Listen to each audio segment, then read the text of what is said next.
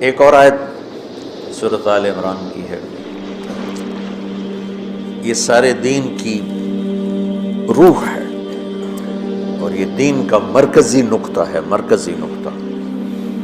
جیسے گاڑی ہوتی ہے نا، اس کا بیلنس کیا جاتا ہے تو پھر وہ صحیح چلتی ہے۔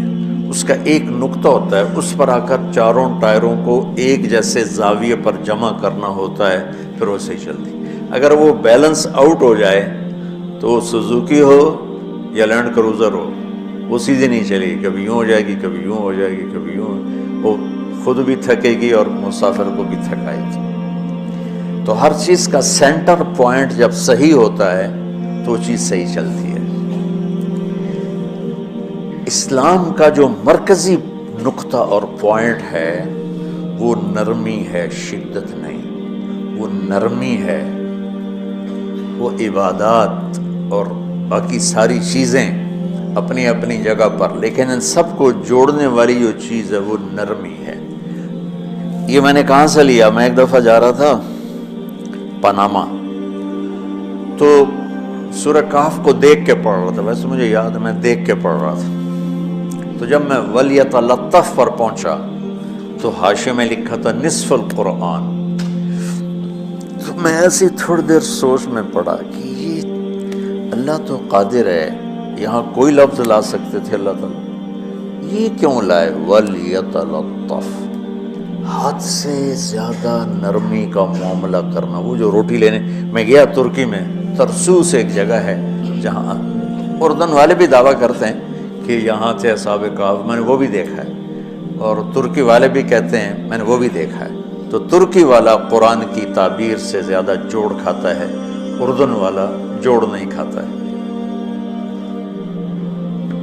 اس کا وَلْيَتَلَطَّفْ، اے بھائی کوئی بھاؤتاؤ کے چکر میں نہ پڑنا، بڑی نرمی سے پیار محبت سے بس روٹی لے کے آگے بھوک لگی۔ اور صیغہ مبالغے کا ہے، تلطف، تفاعل، مبالغہ اور تکلف۔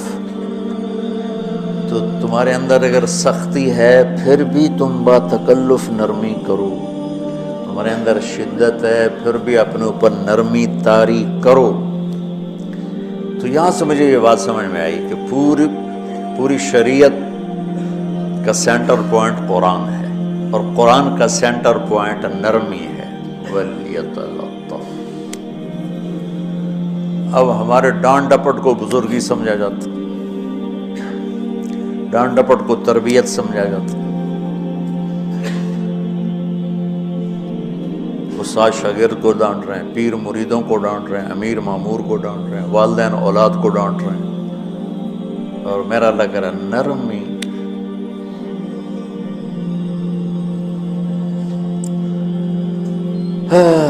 اب آیت سنو، یہ بات سمجھ میں آ گئی؟ اب آیت سنو، اللہ تعالیٰ فرما رہا ہے اپنے محبوب سے، فَبِمَا رَحْمَةٍ مِّنَ اللَّهِ لِنْتَ لَهُمْ وَلَوْ كُنْتَ فَظًّا غَلِيظَ الْقَلْبِ لَانفَضُّوا مِنْ حَوْلِكَ فَاعْفُ عَنْهُمْ وَاسْتَغْفِرْ لَهُمْ وَشَاوِرْهُمْ فِي الْأَمْرِ فَإِذَا عَزَمْتَ فَتَوَكَّلْ عَلَى اللَّهِ إِنَّ اللَّهَ يُحِبُّ الْمُتَوَكِّلِينَ۔ سبحان لِنْتَ لَهُمْ بِرَحْمَةِ اللَّهِ، یوں ہونا چاہیے، جو نحو کا قاعدہ فعل پہلے ہوتا ہے اس کے متعلقات بعد میں ہوتے ہیں۔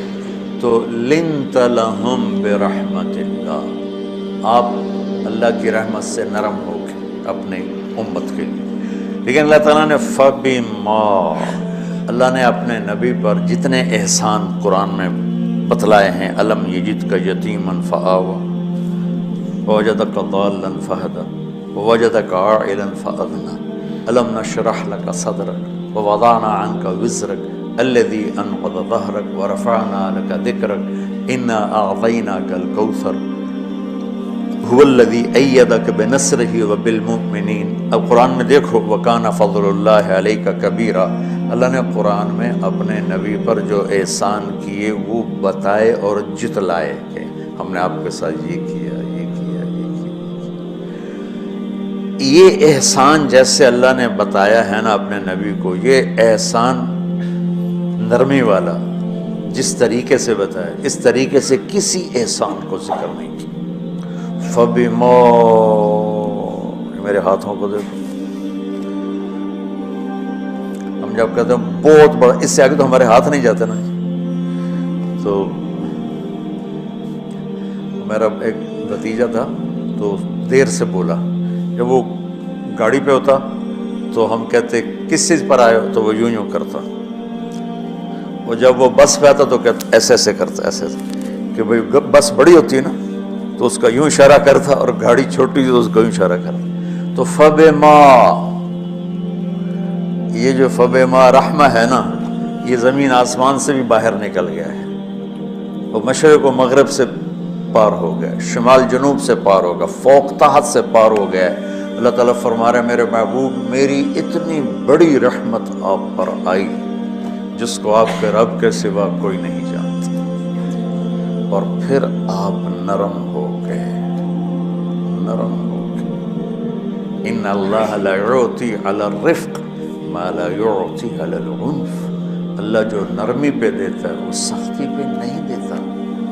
لو کان الرفق خلقا لما رأى الناس خلقا احسن منه، نرمی کی کوئی شکل ہوتی تو اس سے حسین کائنات میں کوئی شکل نہ ہوتی، جنت کی حور سے بھی اعلیٰ شکل ہوتی. وَلَوْ كَانَ الْعُنْفُ خَلْقًا لَمَا رَأَى النَّاسُ خَلْقًا أَبْغَضَ مِنْهُ، اور اگر بد اخلاقی کی، سخت مزاجی کی کوئی شکل ہوتی تو وہ شیطان سے بھی زیادہ خوفناک ہوتی. امام اسماعیل رحمۃ اللہ علیہ بڑے علامہ گزرے ہیں اور قرآن کی بڑی خدمت کی ہے لغت کے لحاظ سے، تھے انتہائی بدصورت، کوڑا سیاہ اور حبشی ٹائپ. کہنے لگے زندگی میں کبھی دھوکہ نہیں کھایا سوائے ایک دفعہ ایک لڑکی نے مجھے ایسا بیوقوف بنایا کہ میرے 14 طبق روشن کر دیے کہ میں جا رہا تھا تو ایک خوبصورت لڑکی نے مجھے مسکرا کے اشارہ کیا. میں کہنے لگا بھائی کوئی میرے اوپر بھی عاشق ہے، تو میں اس کے پیچھے چل پڑا. وہ آگے آگے میں پیچھے پیچھے، وہ آگے آگے میں پیچھے پیچھے. بازاروں میں چلتے چلتے ایک مصور کی دکان پہ پہنچے تو اس نے مصور سے یوں اشارہ کیا اور آگے چلی گئی. وہ آگے چلی گئی تو میں حیران ہو گیا. میں نے کہا بھائی یہ کیا چکر ہے؟ کہا جی یہ ایک بچی کل میرے پاس آئی تھی کہ مجھے شیطان کی فوٹو بنا کے دو.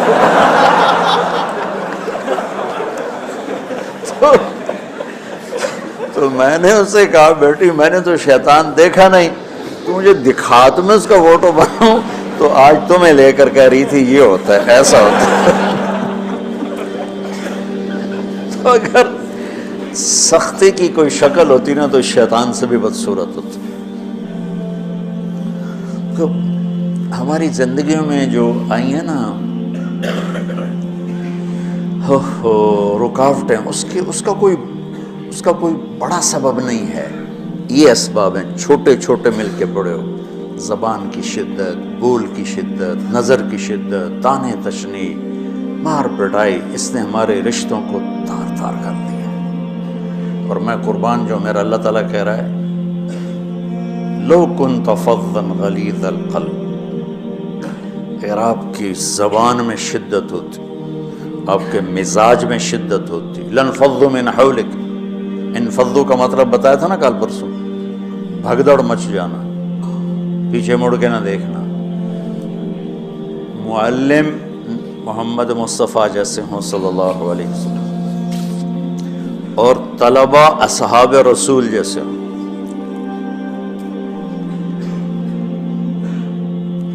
محمد الرسول اللہ، سورہ فتح اللہ نے یوں ایک آیت محمد الرسول اللہ والذین معہ. یہاں محمد اللہ کے رسول ہیں، یہ دعویٰ ہے، کہ یہ میرے رسول ہیں.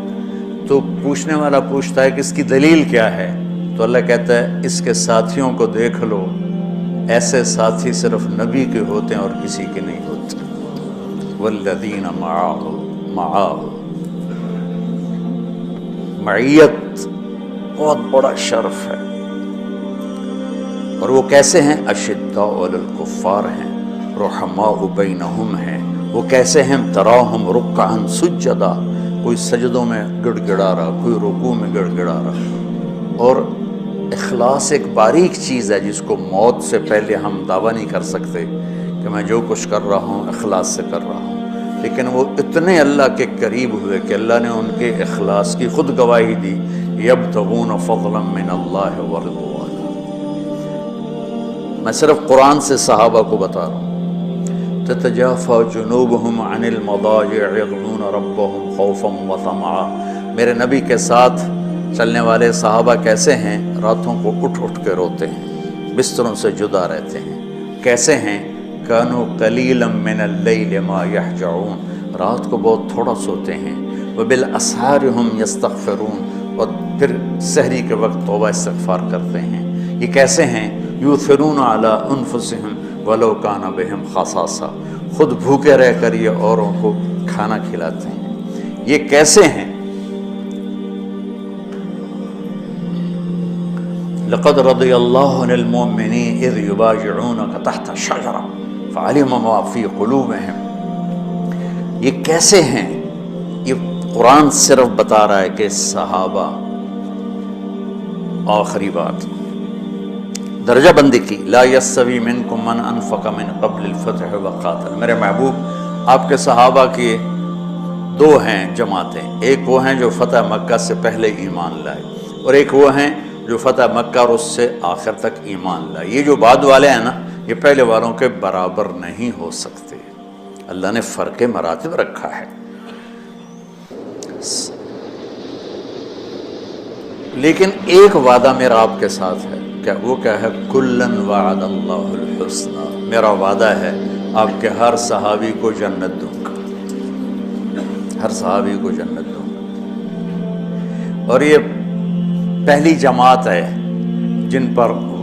جن کی حمایت میں قرآن اترتا تھا۔ اور ایک عجیب آگے ایک لفظ قرآن کا، ایک لفظ، ایک آیت اتری، لا يستوي القاعدون من المؤمنین والمجاہدون فی سبیل اللہ۔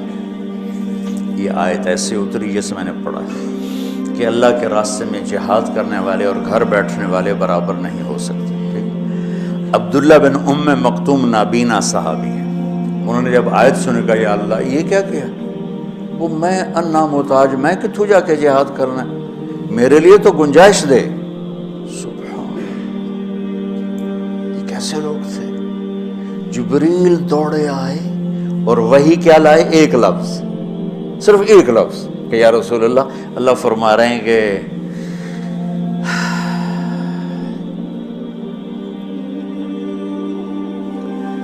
کیا ہے؟ عبس وتولی اذ جاءہ الاعمى، کہا میرے بندے کی فریاد میرے پاس پہنچ چکی ہے، لہٰذا اب اس آیت کو یوں پڑھا جائے، لا يستوي القاعدون من المؤمنین غیر اولی الضرر والمجاہدون فی سبیل اللہ، کہ جو معذور ہیں ان کے علاوہ جو صحت مند ٹھیک ٹھاک ہیں وہ اور جو میرے راہ میں ہیں برابر نہیں ہو سکتے۔ تو عبداللہ بن ام مکتوم کی فریاد پر قرآن کا ایک لفظ ہے، اور خولہ کی فریاد پر آیات بارش کے قطروں کی طرح، قد سمع اللہ قول التی تجادلک فی زوجہا وتشتکی الی اللہ واللہ یسمع تحاورکما ان اللہ سمیع بصیر الذین یظاہرون منکم من نسائہم ما ہن امہاتہم ان امہاتہم الا اللہ ولدنہم وانہم لیقولون منکرا من القول وزورا۔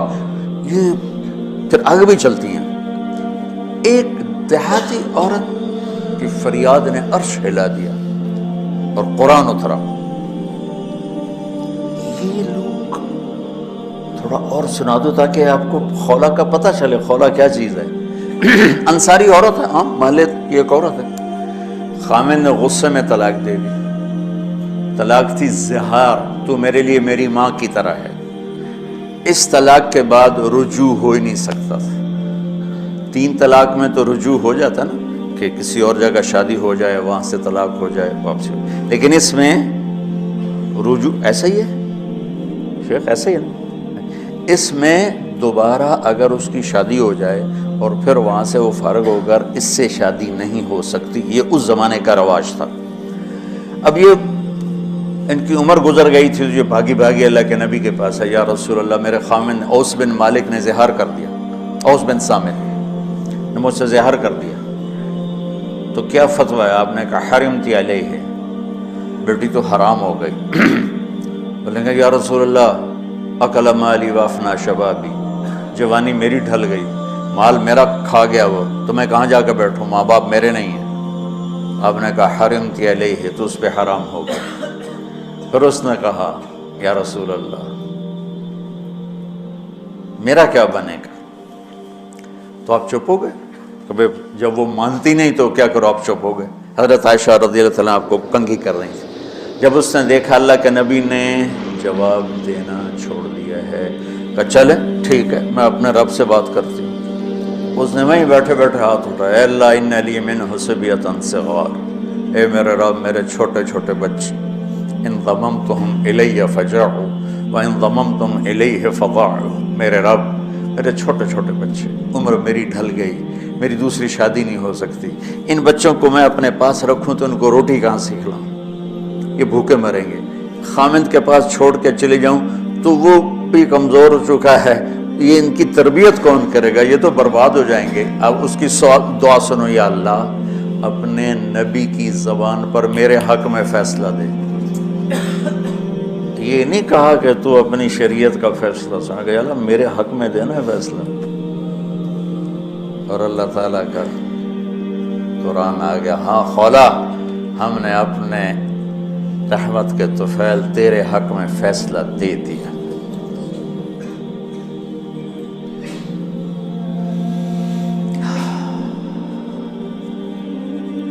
اتنے بڑے مقام کے لوگ، لفظ کیا آ رہا ہے، لن فضوا من حولی، یہ آپ کو چھوڑ کے بھاگ جاتے۔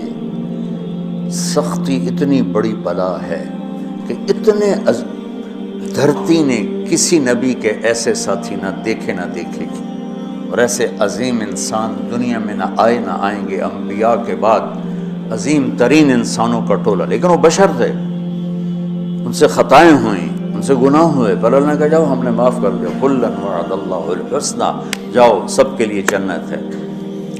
تو میرا اللہ کہہ رہا ہے میرے محبوب، اور اب تھوڑے سے احادیث سے سن لو۔ آپ نے کہا ابو بکر جنتی، عمر جنتی، عثمان جنتی، علی جنتی، طلحہ جنتی، زبیر جنتی، سعد بن ابی وقاص جنتی، عبد الرحمن بن عوف جنتی، ابو عبیدہ بن جراح جنتی، سعید بن زید جنتی۔ بلال جب جنت میں جاتا ہوں تیرے پاؤں کی آہٹ اپنے آگے آگے سنتا ہوں۔ جس نے جنتی عورت کو دیکھنا ہو ام رومان کو دیکھ لی، بڑے مناقب صحابہ اٹھا کے دیکھو۔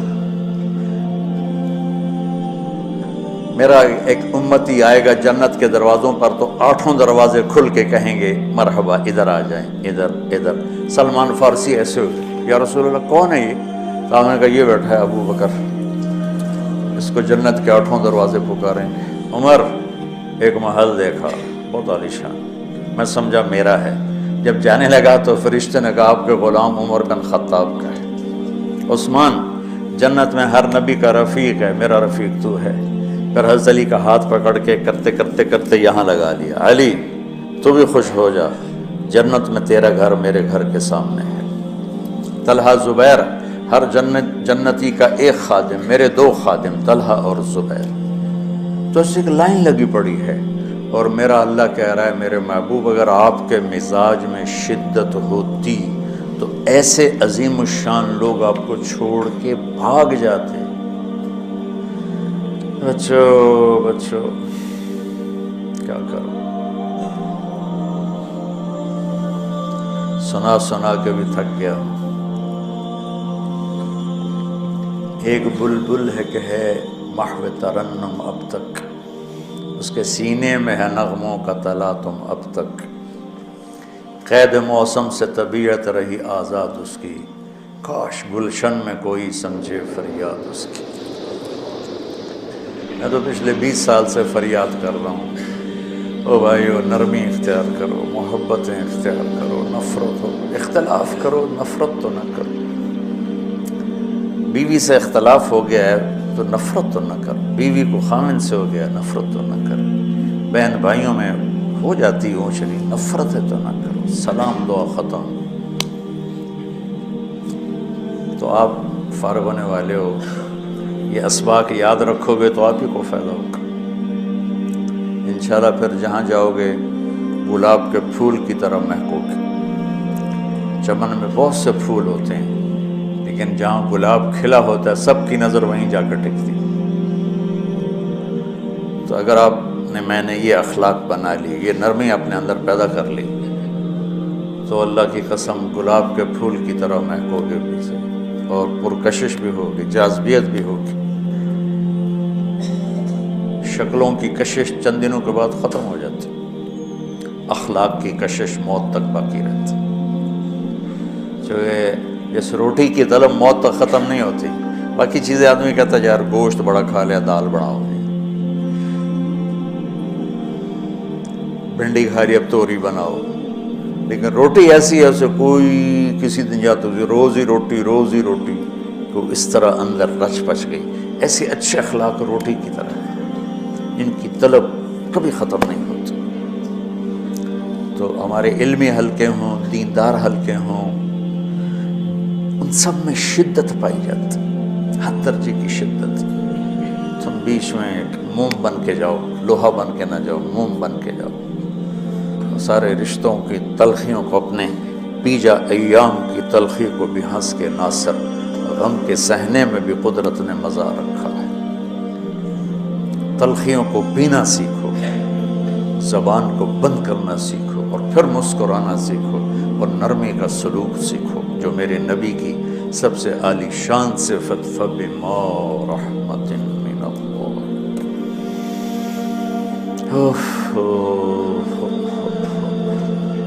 یہ واقعہ پتہ کب کا ہے؟ جب احد کی لڑائی میں شکست ہو گئی نا، تو کافی سارے صحابہ میدان چھوڑ کے دوڑ گئے۔ تو جب ابو سفیان کا لشکر واپس چلا گیا تو وہ واپس آئے، وہ سب ڈرے ہوئے تھے کہ اب ہمیں بڑی ڈانٹ پڑے گی، ہمیں بڑی ڈانٹ پڑے گی۔ شہاب الدین غوری نے تراوڑی کی پہلی جنگ لڑی تھی پرتھوی راج کے خلاف۔ ہم جو چوہان راجپوت ہیں ہم اس کی نسل سے ہیں، پرتھوی راج، تو وہ شکست ہو گئی۔ تو جن افغانی سرداروں نے دوڑ لگا دی تھی نا، اس نے سارا سال ان کے منہ کے اوپر نہ توبڑے چڑھا دیے تھے، بوجھا نہیں ہوتا، بوجھا سیکھ ان کے منہ پہ چڑھا دیا تھا، پورا سال ان کے منہ پہ وہ بوجھے لگے رہے کہ یہ وہ ہیں جو بھاگ گئے تھے۔ بادشاہ تو یوں کرتے ہیں۔ میرے نبی کے صحابہ جب سہمے آئے کہ بس دیکھو اب کیا بنتا ہے، تو آپ نے مسکرا کے ان کا استقبال کیا، آؤ۔